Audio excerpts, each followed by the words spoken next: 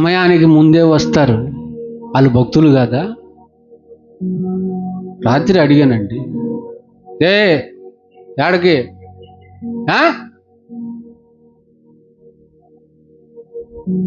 భక్తులు కాదా వాళ్ళు? అసలు ఒక్క ఆదివారం కూడా మానకుండా వస్తున్నారు కొంతమంది. అయితే వాళ్ళు భక్తులు కాదా తండ్రి? అసలు నాకు ఏదైనా సమస్య వచ్చిందంటే ఐఆమ్ హియర్ అనే వాళ్ళు ఉన్నారు. భక్తులు కాదా వాళ్ళు? ఏ టు జడ్డు చూసుకునే వాళ్ళు ఉన్నారయ్యా.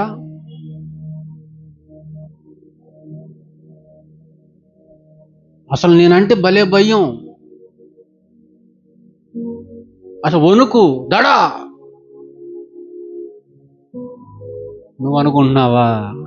నేను అనుకోవడం కాదు ప్రభా, అన్నవారు మూసుకోరే. అదంతా నటనరా, యాక్టింగ్. అరే నేనంటే అది వాళ్ళు భక్తులు వీళ్ళు భక్తులు అనుకుంటున్నావు కదా.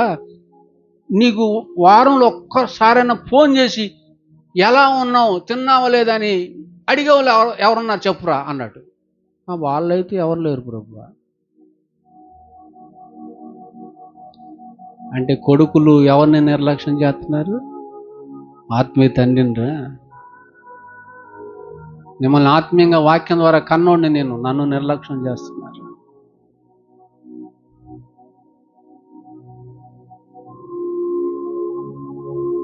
మీ తల్లి మీకు వాక్యం చెప్పి నా భార్య నిర్లక్ష్యం చేస్తుంది.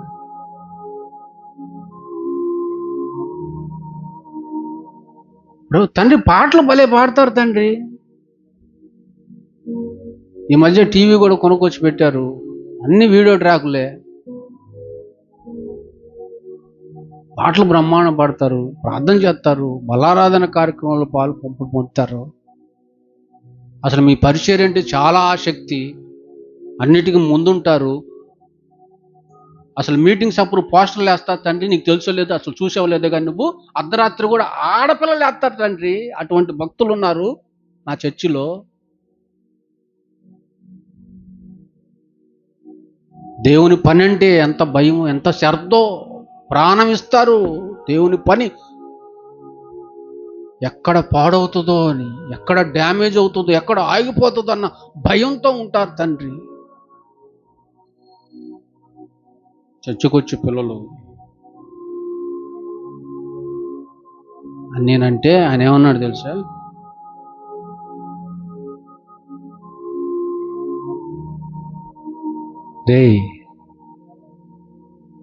నువ్వు వాళ్ళని చూసేది ఆదివారం 3 గంటలు మాత్రమే, అంతేనా అయ్యా? నేను చూసేది ఎన్ని గంటలు మిమ్మల్ని? 9:30 నుంచి 1 వేసుకోండి, లేదా 12:30 వేసుకోండి. నువ్వు చూసేది ఆదివారం ఒక్కరోజు 3 గంటలు మాత్రమే. కానీ నేను ఆదివారం ప్రార్థన అయిపోయిన అప్పటి నుంచి మరలా ఆదివారం ప్రార్థన ప్రారంభమయ్యే వరకు చూస్తున్నవాడిని నేను. వీళ్ళు ఆదివారం భక్తులు, వీళ్ళు ఒకరోజు భక్తులు. ఒకరోజేనా భక్తి? ఆదివారం అలా 3 గంటలేనా భక్తి? వీళ్ళు ఆదివారం భక్తులు, 3 గంటల భక్తులు వీళ్ళు. ఆదివారం మాత్రమే నువ్వు భక్తి గలవారు అనుకుంటున్నావు, కానీ సోమవారం నుంచి శనివారం వరకు వీళ్ళని నేను చూస్తున్నాను. కుటుంబాల్లో, ఇళ్లల్లో వీళ్ళ ఆలోచనలు చూస్తున్నాను, వీళ్ళ క్రియలు చూస్తున్నాను, వీళ్ళ పనులు చూస్తున్నాను, వీళ్ళ చేష్టలు చూస్తున్నాను, వీళ్ళ ప్రవక్తనంతా చూస్తున్నాను, వీళ్ళని అనువనువు చూస్తున్నాను నేను. వీళ్ళ మాటలు చూస్తున్నా, మాటలు వింటున్నా.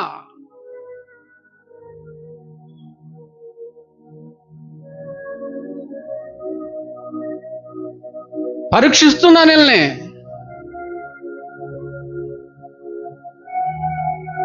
కొనుక్కొక నిద్రించక చూస్తున్నాను వీళ్ళని. సరిగా లేరు ఇల్లు, పైకి భక్తి గల వారి వలె ఉన్నారు, భక్తిలో ఉన్నటువంటి శక్తి ఉందో వాళ్ళకి తెలీదు.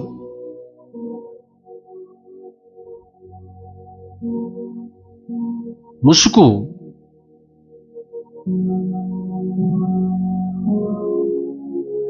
మట్టి గోడకి గచ్చుపోత పూసుకుని బతుకుతున్నారు అంతే.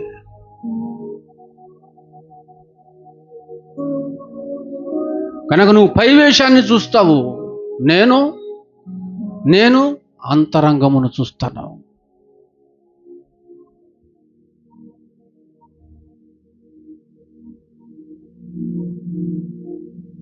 నువ్వు కనిపించే క్రియలను చూస్తావు, కానీ ఆ క్రియల వెనక ఉన్న కపటాన్ని చూస్తాను నేను.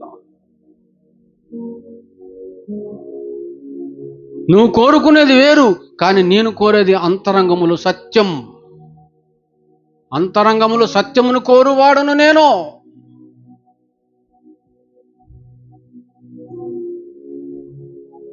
అప్పుడు నేను ఒకటి అన్నాను, అయితే మెసేజ్ చెప్తాను. నేను మీ వాక్యం ద్వారా కన్నపిల్లలు కదా, మారిపోతారు వాళ్ళు, భక్తులుగా మారిపోతారు తండ్రి. నా నమ్మకం అది, నా విశ్వాసం అది. కృప చూపమని ప్రార్థన చేశాను. అర్థమైందండి. గనుక మీ పరిస్థితులు ఇక్కడ నేను చూడటం పెద్ద విషయం కాదు, కానీ ఆయన చూస్తున్నాడు. మీ పరిస్థితులు, ప్రవర్తన, క్రియలు చూసినప్పుడు ఏ రిపోర్ట్ ఇవ్వగలడు ఆయన, ఏ రిపోర్ట్ ఇవ్వగలడు, ఏది ఇస్తాడనుకుంటున్నారు మీరు?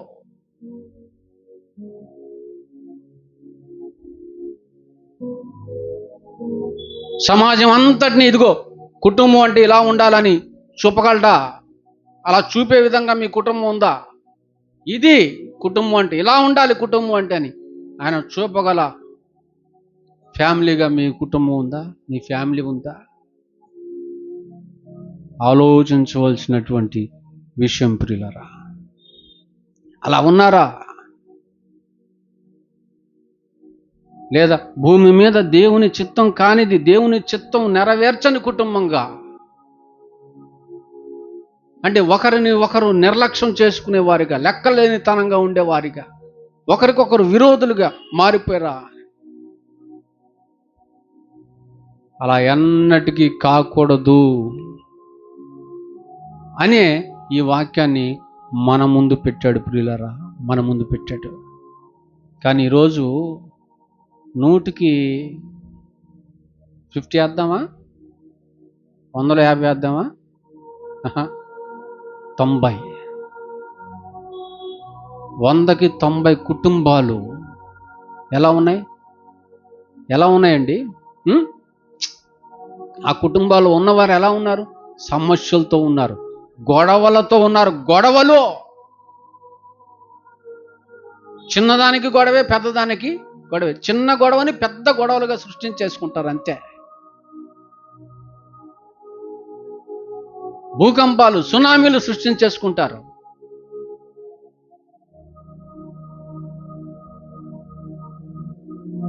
కార్గిల్ వారైపోతున్నాయి ఫ్యామిలీలు.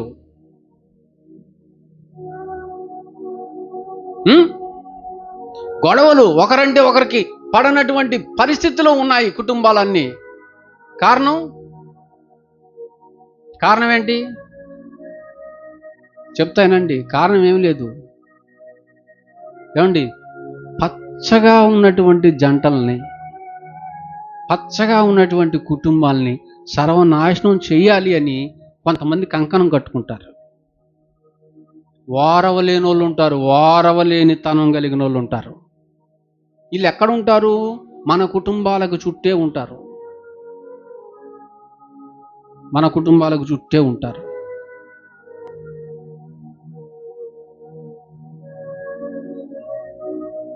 వాళ్ళు చెడగొడతారండి. చెడగొట్టేది వాళ్ళేనండి, వాళ్ళే. వారవలేని వాళ్ళని ఏమన్నాడంటే బైబిల్ చీడ పురుగులు అన్నాడండి. చీడ పురుగులు. పచ్చగా ఉంటే చూచి వారవలేని చీడ పురుగుల వంటి వారు చుట్టూ ఉంటారు ప్రియులారా. చుట్టూ చీడ పురుగులు ఉన్నటువంటి సమాజంలో మనం ఉన్నాం. చీడ పురుగుల సమాజమే ఇది అని గుర్తుపెట్టుకోవాలి. వారి మాటలకు చెవినిస్తారు.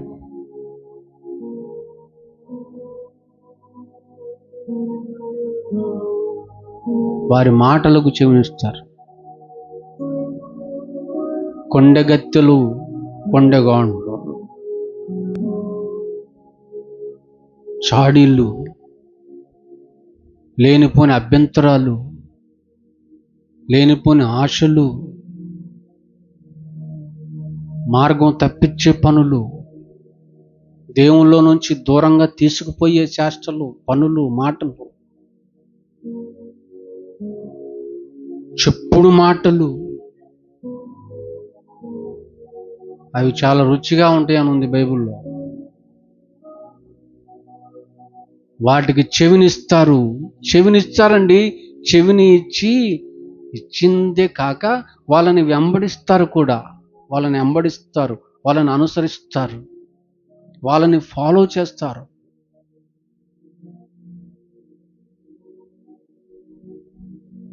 అదండి కారణం. అది కారణం. అలా చేసి సంసారాన్ని సర్వనాశనం చేసుకున్నారు.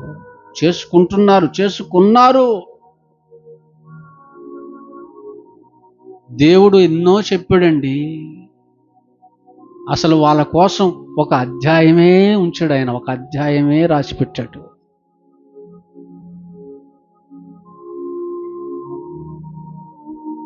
అధ్యాయం రాసి పెట్టాడు. దాన్ని చదివి ధ్యానించి గైకొంటే ధన్యులవుతారు.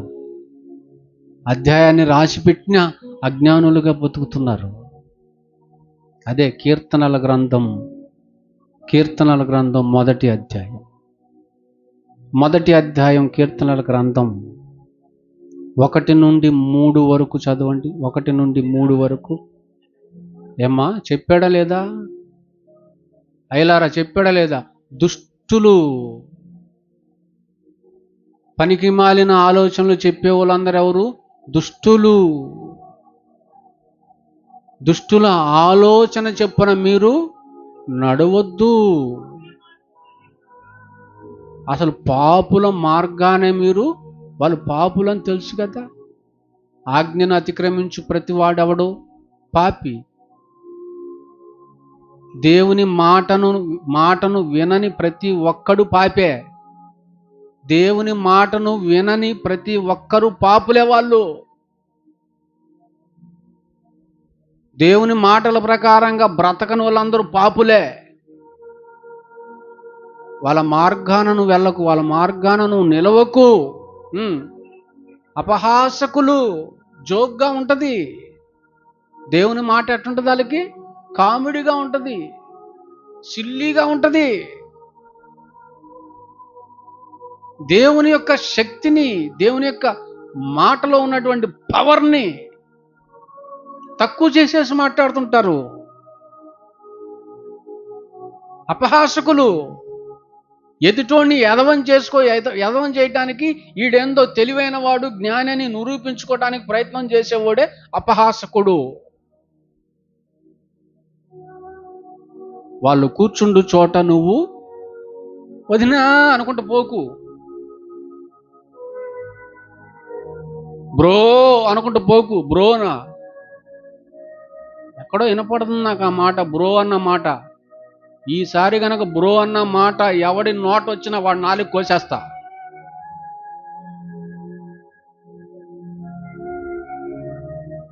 వెళ్ళకు. ఎక్కడిది అది? బైబిల్లో ఉందా? చూపిండి. బైబిల్లో బ్రో అనేది చూపించండి.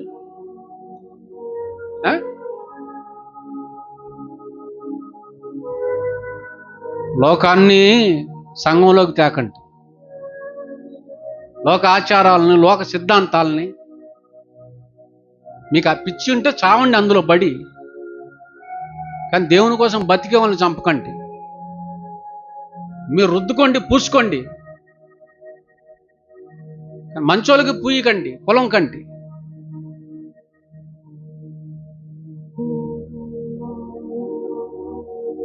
మీరు దేవుని బిడ్డలైతే ఎవరైనా మీ తట్టు తిరగాలి. స్టాండే ఉండండి దాని మీద. ఎవరైనా మీ తట్టు తిరగాలి. కమెండింగ్ చేసేవారిగా ఉండండి. వాళ్ళ తట్టు మీరు తిరగటం కాదు. మిమ్మల్ని చూసి వాళ్ళు నేర్చుకోవాలి. మీరు చెప్తే వాళ్ళే నాలుగు చేతులు కట్టుకొని, వాళ్ళు చెప్పింది మీరు చేయటం కాదు, మీరు వినటం కాదు.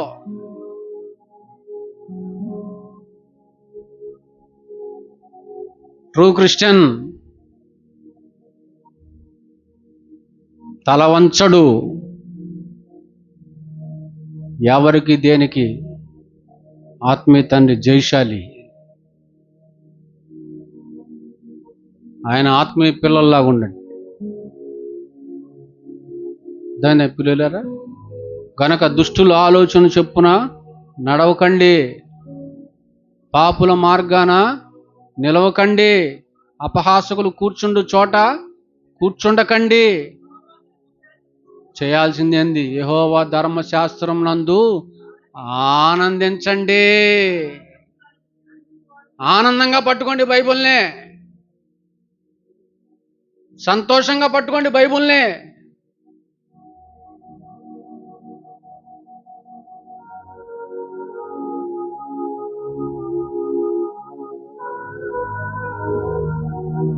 దివారాత్రులు దివారాత్రులు దివారాత్రులు చదవండి, ధ్యానం చేయండి, ధన్యులు కండి. యెహోవా ధర్మశాస్త్రమునందు వాక్యమునందే ఆనందించుచు, లోకంలో కాదు, పాపంలో కాదు, ధర్మశాస్త్రమునందే ఆనందించుచు దివారాత్రులు దానిని ధ్యానించండి. ధ్యానించువాడు ధన్యుడు, ధన్యుడు, ధన్యుడు. భక్తుడు అతడు నీటి కాలువ యోరన నాటబడినదై. అతడు అన్నాడు చూసాడా, అతడు అని చెట్టుతో పోలిస్తున్నాడు.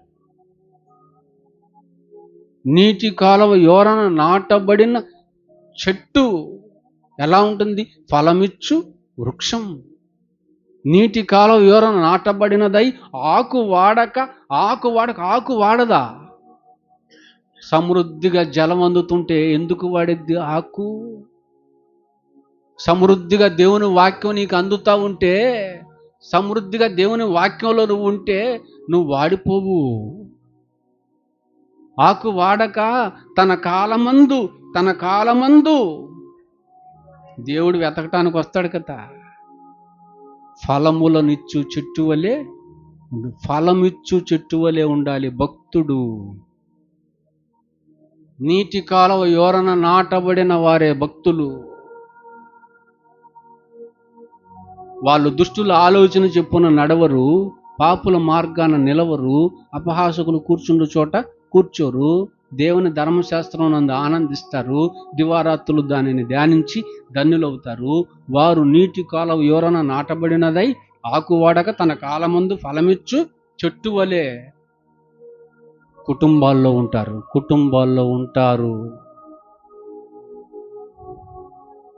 అప్పుడు సంతోషం దెబ్బతిందో, సమాధానం దెబ్బతిందో, ప్రేమ దెబ్బతిందో, ఐక్యత దెబ్బతిందో. అర్థమైందా? అర్థమైతే మోకరించి, అర్థమైతే కుమ్మరించు, నీ హృదయాన్ని కుమ్మరించి ఏడు, పశ్చాత్తాపడు, సరిచేసుకో, మారు మనసు పొందు. భ్రష్టుల జాబితాలో నుండి భక్తుల జాబితాలోనికి రా. దేవుని ఆశను తీర్చు, దేవుని కోరికను తీర్చు. ఆయన ఆశ ఏంటి? భక్తులు ఉండాలి, కుటుంబంలో భక్తులు ఉండాలి.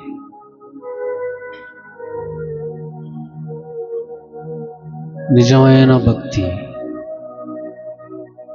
తండ్రి అయిన దేవుని ఎదుట నిజమైన